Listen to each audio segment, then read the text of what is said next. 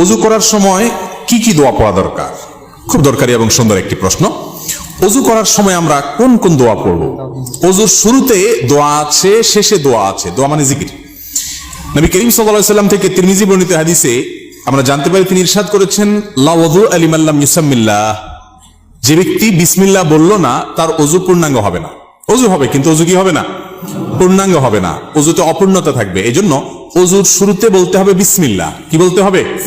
বিসমিল্লাহ বলে এরপরে ওযু শুরু করতে হবে। আমাদের অনেকেই আছি আমরা, ওই যে মোবাইলের ব্যস্ততা, নানা ব্যস্ততার কারণে আমরা এসে ট্যাপটা ছেড়ে দিয়েই হুট করে হাত ঢুকে দিয়ে আমরা ওযু শুরু করে দিই। বিসমিল্লাহ বলার খোঁজ খবর। অনেক ইমামদের মতে বিসমিল্লাহ না বললে ওযুই হবে না, যদিও এটা মুফতাবিহি বা ফতোয়া নাই কথার উপরে। এই কথা চাইতে ওযু হয়ে যাবে, এটাই সঠিক। কিন্তু ওযু যদি বিসমিল্লাহ বলা ছাড়া করেন, মানটা একটু কম হবে, তরকারি লবণের কমের মতো, এটার কোয়ালিটি একটু কম হবে। কোন রকম হলো আর কি, তো কোন রকম হলে তো হবে না। নবী করিম সাল্লাল্লাহু আলাইহি সাল্লাম বলেছেন, ওযুর ক্ষেত্রে সব সময় আসবিগুল ওযু, তোমরা ওযুকে পূর্ণাঙ্গ রূপে করো। আই আকমিলুল ওযু। ওযু কখনো জানে তেনে করতে হয় না, ভালোভাবে করতে হয়। এই যে শীতের মৌসুম আসছে, এখন দেখবেন যে ওযুতে কত তাড়াহুড়া মানুষ করতে পারে। গরমের সময় দেখবেন ওযুখানা সিরিয়াল লাগে থাকে, আর শীতের সময় ওযুখানা সব সিটগুলো খালি, কারণ আসরের ওযু দিয়া এশা পার করার বুদ্ধি। অথচ এরকম চাপাচাপি করে ওযু ধরে রাখা ঠিক না, স্বাস্থ্যের জন্য ক্ষতিকর, আমলের জন্য ক্ষতিকর।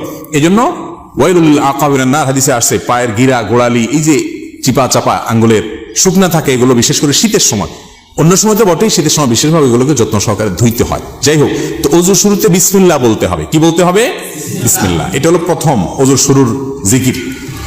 আর ওযুর মাঝখানে কিছু পড়তে হবে কিনা, আপনারা অনেক বই পুস্তক দেখেন, সেখানে হাত ধোয়ার একটা দোয়া আছে, কুলি করার একটা দোয়া আছে, মুখ ধোয়ার একটা দোয়া আছে, মাথা মাসে করার আরেকটা দোয়া আছে, পাও ধোয়ার একটা দোয়া আছে।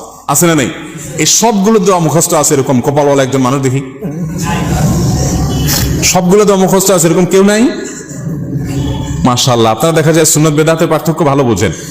যাক, এটা বিশুদ্ধ কোনো হাদিস দ্বারা প্রমাণিত নয় যে সকল অঙ্গ প্রত্যঙ্গে আলাদা আলাদা দোয়া আছে, তাহলে তো একজনের ওযুতে 10 মিনিট করে লাগবে, ঠিক না? ওযুর শুরুতে শুধু বিসমিল্লাহ পড়বেন, এটি হাদিস দ্বারা প্রমাণিত, যেটি বললাম তিরমিজির হাদিস। আর শেষে একটা দোয়া আছে, একটা বাক্য আছে, কালিমায়ে শাহাদা। সহিহ মুসলিমের হাদিসে আসছে, নবী করিম সাল্লাল্লাহু আলাইহি ওয়াসাল্লাম বলেছেন, কেউ যদি ওযু সুন্দরভাবে করে, ভালো করে কুলি করে, ডলে ডলে ওযু করে, এরপরে শেষে যদি এই বাক্যটা পড়ে, তাহলে জান্নাতের 8টা দরজার সবগুলো একসাথে খুলে যায় এবং সে যে কোনোটা দিয়ে প্রবেশ করতে পারে। সে বাক্য হলো কি? সে বাক্য হলো, আশহাদু আল্লা ইলাহা ইল্লাল্লাহু ওয়াহদাহু লা শারীকা লাহু ওয়া আশহাদু আন্না মুহাম্মাদান আবদুহু ওয়া রাসূলুহু। ওযুর শেষ এই কালিমা শাহাদা পাঠ করবেন। এটাকে আমি বলি, এটা হলো জান্নাতের 8 দরজার কমন রিমোট। এক রিমোটে 8 দরজা খুলে যায়, এরকম একটা আমল। কিন্তু শুধু দোয়া পড়লে হবে না, ওযুটা সুন্দর করে করতে হবে, শীতের ভয় করা যাবে না, ডলে ডলে ধুইতে হবে, পানি অপচয় করা যাবে না, শুরুতে বিসমিল্লাহ বলতে হবে, মেসওয়াক করতে হবে। মেসওয়াক ছাড়া ওযু কখনো পূর্ণাঙ্গ হয় না। মেসওয়াক কয়জনের পকেটে আছে যদি আমি এখন জিজ্ঞেস করি, আমি নিশ্চিত 10টা হাতে উঠবে না। আমি কি ভুল বলছি? বেশিরভাগ মানুষ আমরা মেসওয়াক করি না। মেসওয়াক একটা ডাল রাখবেন পকেটে। আমি চেষ্টা করি আমার পরিবারের সকল সদস্যদেরকে মেসওয়াকে অভ্যস্ত করতে। মেসওয়াকের মাধ্যমে ঈমান তাজা হয়, ঈমান তাজা হয়, এর সাথে ব্রেইনের নার্ভের সম্পর্ক, ঈমান তাজা হয় মেসওয়াক করবেন। তো এই জন্য পূর্ণাঙ্গ ওযু করবেন, শুরুতে বিসমিল্লাহ আর শেষে আশহাদু আল্লা ইলাহা ইল্লাল্লাহু ওয়াহদাহু লা শারীকা লাহু ওয়া আশহাদু আন্না মুহাম্মাদান আবদুহু ওয়া রাসূলুহু। এই দুটি দোয়া শুরু এবং শেষে আছে।